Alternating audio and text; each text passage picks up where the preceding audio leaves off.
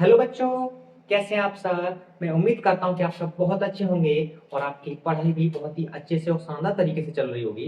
तो बच्चों, आज की इस क्लास में हम एक त्रिकोणमिति के बहुत ही महत्वपूर्ण प्रश्न हल करेंगे और उसके बाद हम कुछ और फॉर्मूले, कुछ और बेसिक कॉन्सेप्ट समझेंगे जो आपको त्रिकोणमिति को समझने में बहुत हेल्प करेगी और आपकी त्रिकोणमिति पर पकड़ अच्छी हो जाएगी। तो आइए फटाफट से शुरू करते हैं। प्यारे बच्चों, अगर ये वीडियो आपको अच्छी लगे, मेरे पढ़ाने का अंदाज, मेरे पढ़ाने का तरीका आपके दिमाग में सेट हो, तो इस चैनल को सब्सक्राइब कर लेना ताकि आपको हर एक वीडियो टाइम टू टाइम मिलती रहे। तो आइए शुरू करते हैं।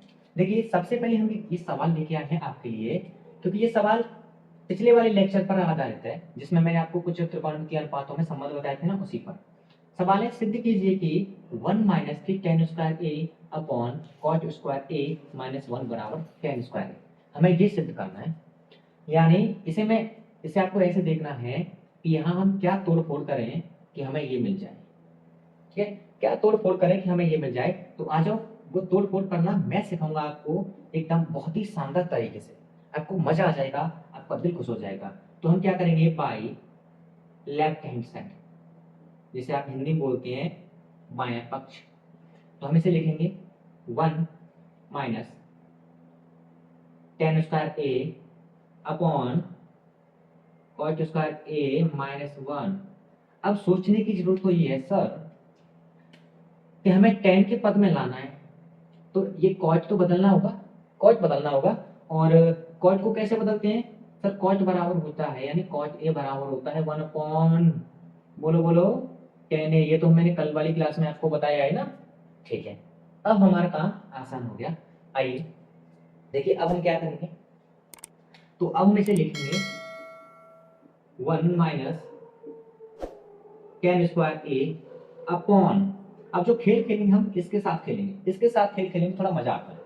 कैसे? इसे लिखेंगे सर 1 अपॉन tan स्क्वायर ए और माइनस के 1। अब ये बन जाएगी हमारी फ्रैक्शन, भिन्न बन जाएगी। तो इसे सॉल्व कर लेंगे। ऊपर ऊपर क्या आएगा, 1 माइनस के tan स्क्वायर ए अपॉन, अब भिन्न बन जाएगी तो इसके नीचे एक मान लो, एलसीएम तो यही आएगा। अब इसके इसमें गुणा करो, क्रॉस गुणा, इसकी इसमें गुणा करो और एलसीएम यहाँ आ जाएगा। तो यहाँ से इसकी गुणा करोगे इसमें, तो 1 माइनस के इसकी इसमें गुणा करोगे तो आएगा tan स्क्वायर ए। क्या आएगा? tan स्क्वायर ए। और अपॉन में जो एलसीएम आने वाला है वो क्या है? tan स्क्वायर ए। अब देखो, पहली, दूसरी, तीसरी, तीसरी संख्या कहाँ जाती है? ऊपर जाती है सर। तो हम इसे ऐसे लिख सकते हैं कि एक ब्रैकेट में 1 माइनस के tan स्क्वायर ए इंटू tan स्क्वायर ए अपॉन 1 माइनस के, ये वाला, इस वाले को लिखेंगे 1 माइनस के tan स्क्वायर ए। बस प्यारे बच्चों, हो गया खत्म, हो गया सवाल। करना क्या है? कुछ नहीं करना, जो सेम सेम दिख रहा है ऊपर, इसे कैंसिल आउट कर दो। क्या बचेगा? यहाँ से बचेगा tan स्क्वायर ए बराबर राइट हैंड साइड। यही तो हमें सिद्ध करना था। आ गया समझ में? ठीक है, तो बच्चों ये तो रहा हमारा वो महत्वपूर्ण प्रश्न। अब आओ, मैं आपको त्रिकोणमिति जो टेबल होती है, बच्चों को टेबल याद नहीं होती, मैं आज की इसी क्लास में आपको 101% ये टेबल याद करा दूंगा। आपको बहुत अच्छा लगेगा। आइए, रेडी? तो बच्चों, अब हम जानेंगे कि जो त्रिकोणमिति की जो टेबल होती है उसे याद करने में बच्चों को सालों लग जाते हैं, महीनों लग जाते हैं, फिर भी याद नहीं होती है। बार बार रखते हैं फिर भी याद नहीं होती है। क्यों याद नहीं होती है? क्योंकि वो अपना तरीका नहीं बदलती है। जो टीचर ने कराया वैसा कर लिया, किसी टीचर ने कैसा कराया वैसा कर लिया। कभी अपना दिमाग लगाते हो? नहीं लगाते ना। अब लगाओगे अपना दिमाग। देखिए, कुछ नहीं करना, बस आपको ये 6 त्रिकोणमितीय ये बस आपको ये 6 मान याद करने हैं। 6 मान, मैं आपको बस 6 मान याद करने के लिए कह रहा हूँ, निकालने के लिए नहीं कह रहा।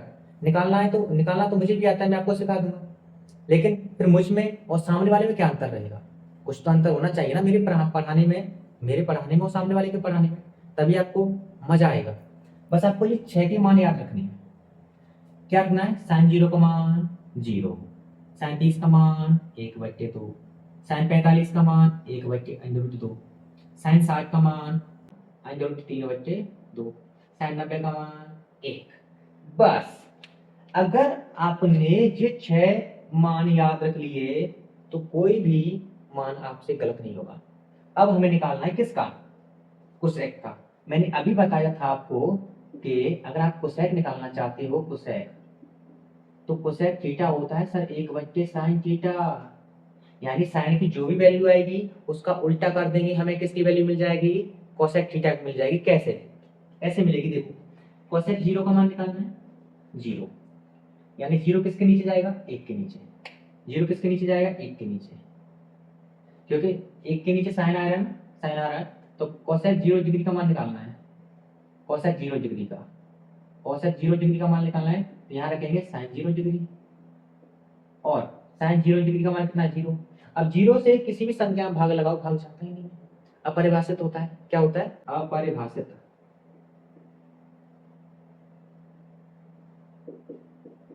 Not different. ठीक है, आया समझ में। अब हमें कोसेक 30 का मान निकालना है, कोसेक 30 का। सर साइन 30 का क्या होता है सर, सर साइन 30 का होता है 1/2, तो इसका उल्टा कर दो, कितना आएगा कोसेक 30 का मान, चमका नजर में, चमकेगा, क्यों नहीं चमकेगा, आ जाओ।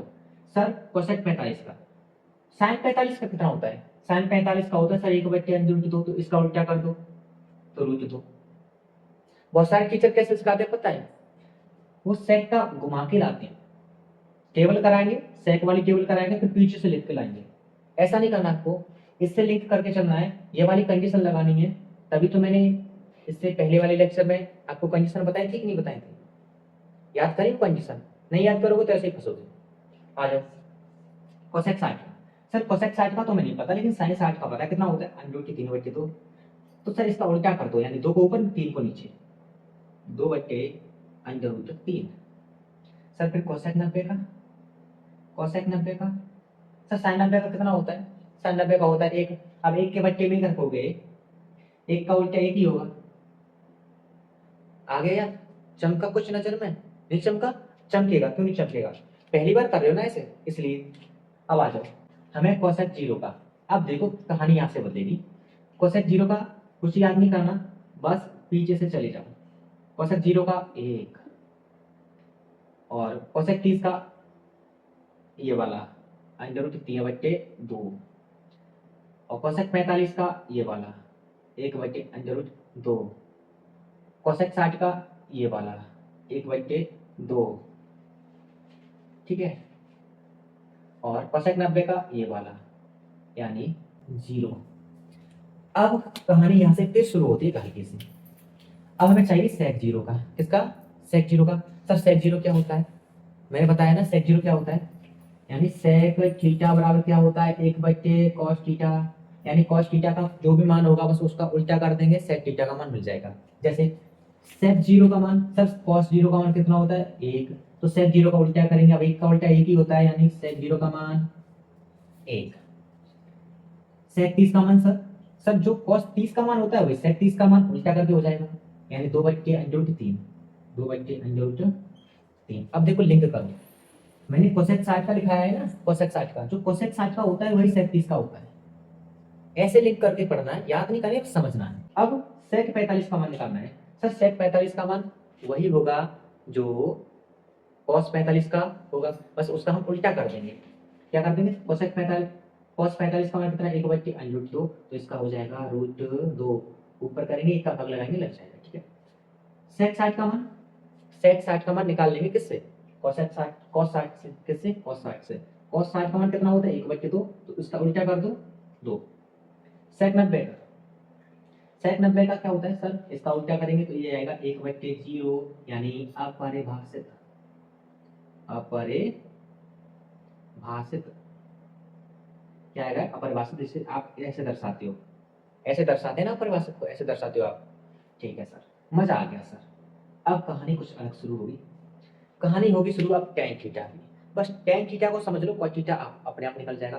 देखिए tan थीटा मैं नहीं निकालूंगा, मैंने सिखाऊंगा आपको, आप खुद निकालोगे, कैसे निकालोगे बस वो बता दूंगा मैं आपको। हमें चाहिए tan थीटा,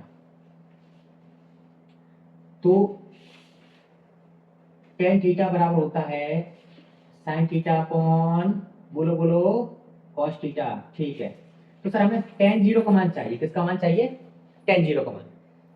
tan 0 का मान मिलेगा, यानी थीटा की जगह पे हम क्या रख रहे हैं, 0, यहाँ भी 0, यहाँ भी 0। तो सर इसका मतलब हम ये समझ पा रहे हैं कि tan 0 का मान वही होगा कि sin 0 में cos 0 के मान से भाग लगा दो, sin 0 में cos 0 के मान से भाग लगा दो। sin 0 का मान 0, cos 0 का मान 1, अब 1 का भाग लगाएंगे 0 में, जीरो, यानी हम कह सकते हैं कि tan जीरो का मान कितना आ रहा है, जीरो। मैं एक बार निकाल के बता रहा हूँ, tan 30 का, उसके बाद सब आपको ही निकालने हैं। tan 30 का मान, सर थीटा की जगह पर tan 30 डिग्री रख लो आप, तो हमें पता है कि यहाँ भी tan 30 डिग्री रखना है, यहाँ भी 30 डिग्री, यानी sin 30 का मान 1/2, sin 30 का मान 1/2 रखेंगे सर, और इसमें भाग लगाएंगे किससे, cos 30 से। cos 30 का मान √3/2, √3/2, और 2 से 2 कैंसिल, तो यहाँ से बचेगा 1/√3, यानी tan 30 का मान कितना आ गया, 1/√3, 1/√3। हम कह सकते हैं कि सर tan 30 का मान आ गया 1/√3। मैं उम्मीद करता हूँ प्यारे बच्चों आपको ये तरीका, ये पैटर्न समझ में आया होगा। आगे के आपको निकालने हैं जो tan, अगर आपने tan के मान निकाल लिए तो cot का तो इसका उल्टा हो जाता है।